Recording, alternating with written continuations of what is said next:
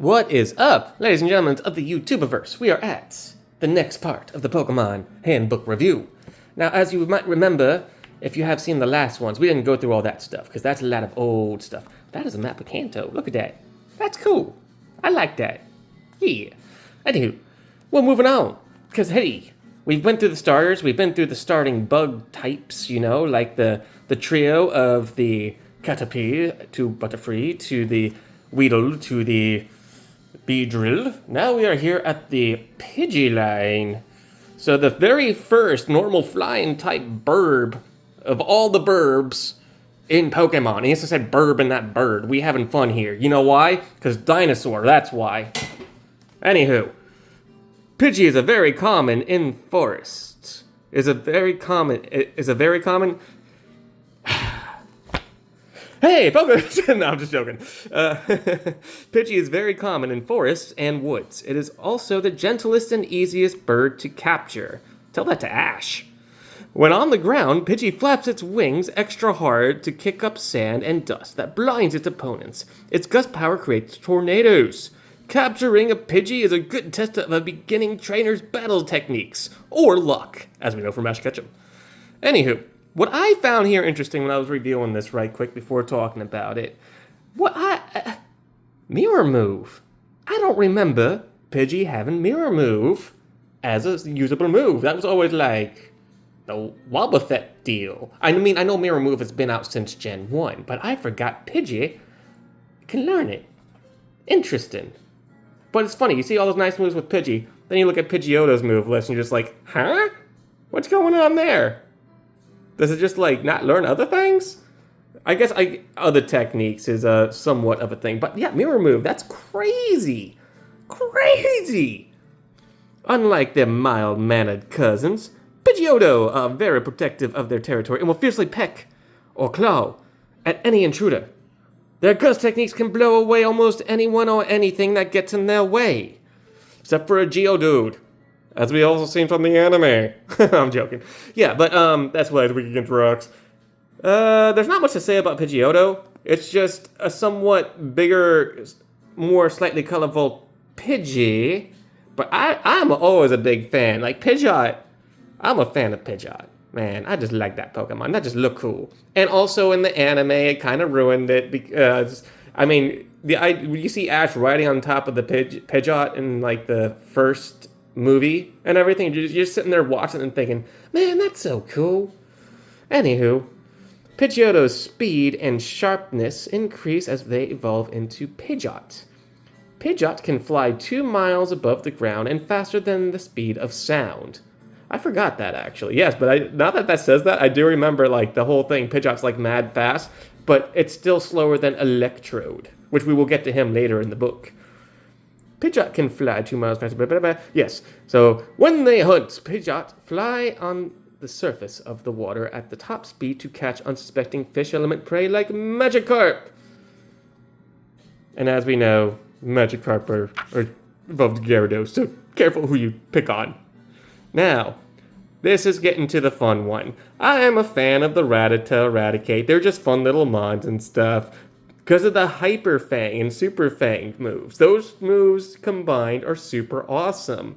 Also one of my favorite Pokemon. Actually, my favorite Pokemon Sandslash just got. I believe it was Super Fang is the one that cuts the HP in half. I might be corrected. But yeah, Sandslash got that in the newest gen, which is cool. Rattata are very common. They have sharp teeth and will bite anything in an attack. They are small and very quick. Surprisingly, Rattata live peacefully with Pidgey. Yeah, I wouldn't want to mess with Pidgey either. Which, cool fact actually, animal fact. Rats are rodents like guinea pigs. Guinea pigs have been known to use bird calls as signs of being warned for predators and stuff as well. So guinea pigs learn the calls of birds, which ones call out, like birds will call out to each other when a predatory bird comes up. And what will happen is the guinea pigs will hide once they hear those certain calls. Like they recognize. Yeah, there's a symbiotic relationship. And then in other places in the world, you do see rats are smart enough to recognize when birds and stuff are running away and stuff. So there is somewhat of a symbiotic relationship even in the wild. So Pokemon, even back in the 90s, kind of was understanding how animals work some. Anywho, we're going to get to Raticate. Not everyone's favorite. He ain't bad. I mean, that mouth looked a little weird. He's aight. I mean, I like my rat buddy Scabbers. He's much cuter than this dude. Anywho, Raticate use their whiskers to guide themselves and maintain balance. Without them, Raticate are very slow. The Hyper-Fang technique that Rattata and Raticate share scares the enemy so much that it is afraid to attack back. I don't know about that, man. They're kind of not really intimidating. They're unexpectedly weak compared to a lot of mons out of the thousands plus mons. Well, that is the new stuff. This is back in the early gen. And then I'm going to finish it today, because I don't want to go too long on y'all. And we're going to do the Spearow, Fearow, and next time, you know who's after them, don't you? After we get past Ekans and Arbok. You know what? We're going to go ahead and get them in too right quick, and then you can see that guy's going to be next. He's got his own page. So let's get through these dudes right quick, and we can move on. I didn't really look at this before. So that's crazy, though, because they know Mirror Move, too. I guess the bird types just knew Mirror Move. I don't know if they know that in the later gens or not. They might. I just don't use them in battle a lot.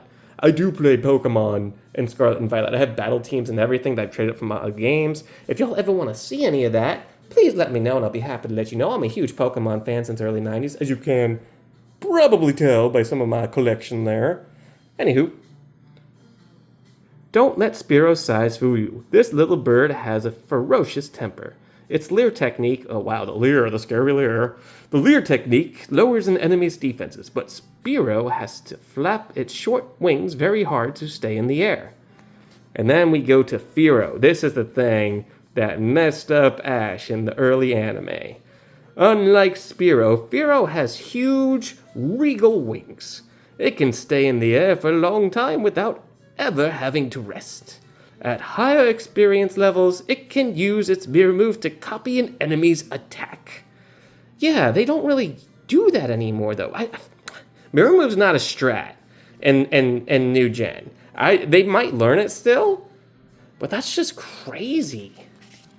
All right, we're going to get Ekans and Arbok out the way, and then want to go to the fan favorite, the Japanese Mickey, next time around. Ekans is not a great Pokemon to keep around the house. It's a giant poisonous snake. I wouldn't keep a viper or anything in my house either.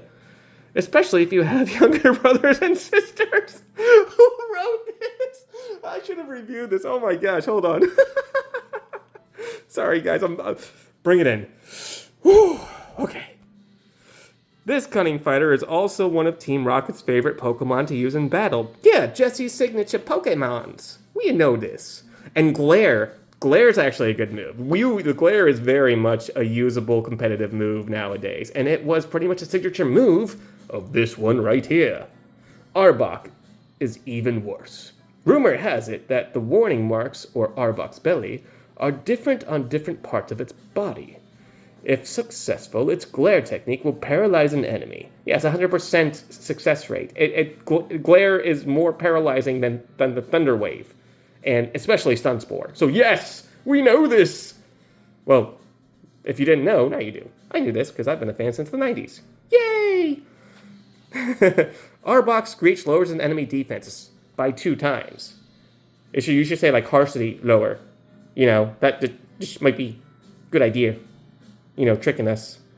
Bad against Ghost. Yeah, that's true. Ghost resists, but it's not actually, poison type's not weak against Ghost. Ghost just resists. So in the early gen, to have a Ghost and a poison type as the only 3 type of Ghost that you have in the OG game, which is why Agatha, who is the Elite 4 member for Ghost types, but funny thing is, she got Arbok in her team. Because they don't have enough Ghost types in the game. I feel like the real true Ghost trainer you fight that has, and it's like Mortimer, right? With his Ghost type, like he had Mischievous, like the first real Ghost type to ever be in the game.